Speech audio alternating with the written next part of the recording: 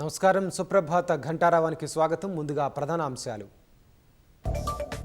అహ్మదాబాద్ విమాన ప్రమాదంలో 265 మంది దుర్మరణం, 24 మంది వైద్య విద్యార్థులు చనిపోయినట్లు అనుమానం.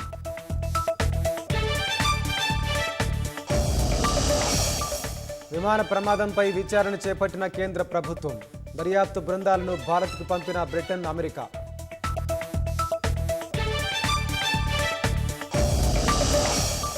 ఎయిర్ ఇండియా ప్రమాద ఘటనపై దేశ విదేశీ నాయకుల దిగ్భ్రాంతి, కష్టకాలంలో భారత్కు అండగా ఉంటామని ప్రపంచ దేశాల హామీ.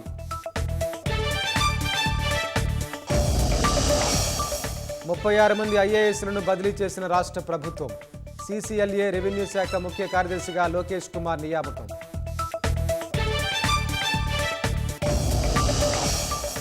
రాష్ట్రంలోని పలు ప్రాంతాల్లో ఉరుములు, పిడుగుల వాన, మరో 5 రోజులు భారీ వర్షాలు కురుస్తాయన్న వాతావరణ శాఖ.